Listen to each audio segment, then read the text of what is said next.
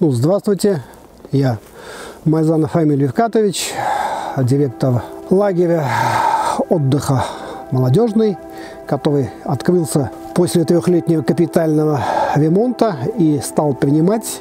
Сам я родился в Казани, в полной татарской семье. Мои корни – это Апастовский район Республики Татарстан. У меня мама и папа именно родились на селе. То есть воспитывался я в чисто татарской семье, естественно, общался чисто на татарском языке и владея им в совершенстве. Текущая перепись населения – это политический шаг. Без этого мы не можем понять, куда нам идти, сколько нас, какие мы, какие национальности, фаворик, чего больше, чего меньше.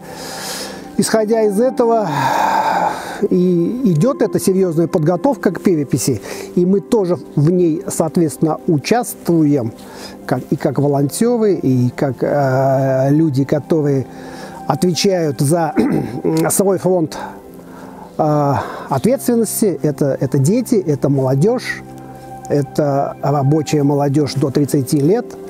Поэтому мы с переписью населения на «ты».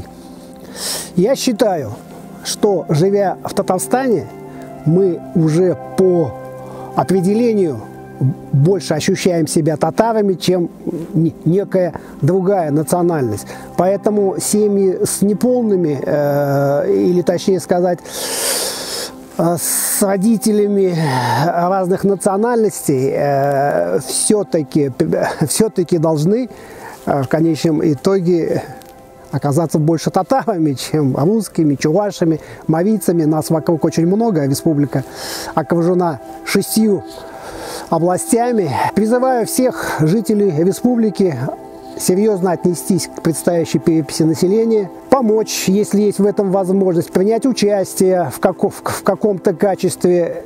И я считаю, что все мы делаем одно большое серьезное дело. Спасибо. С вами был Майзанов Рамиль Евкатович.